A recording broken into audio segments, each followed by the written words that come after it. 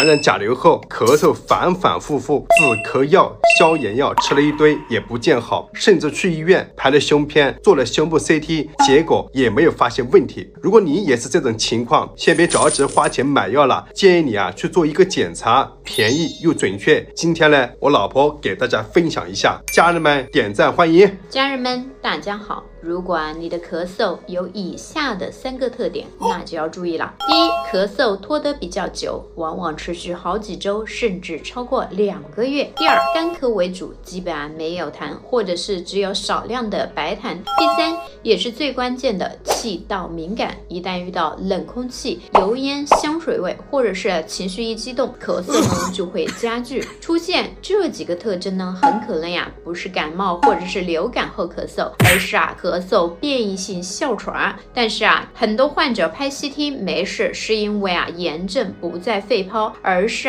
在气道黏膜上。这是一种过敏性炎症，普通的消炎药、抗生素对它是无效的。想要确诊，可以做一个支气管激发实验，这个检查大概200-300块钱，是诊断咳嗽变异性哮喘的金标准。如果结果显示为阳性，说明你的气道存在高反应性，那确诊之后治疗的思路就完全变了。既然是哮喘性质的咳嗽，核心就不再是止咳，而是抗炎了。临床上首选的治疗方案通常是吸入糖皮质激素，比如布地赖德，优先选择气无剂型吸入给药，药物直接作用于气道黏膜，能快速的减轻局部的过敏性炎症，降低气道的高反应性，从而帮助患者缓解咳嗽、胸闷等等症状。另外还需要提醒一下大家，除了用药早晚出门一定要记得戴口罩，既可以保湿又可以保暖，别让冷风直冲你的嗓子眼。治疗期间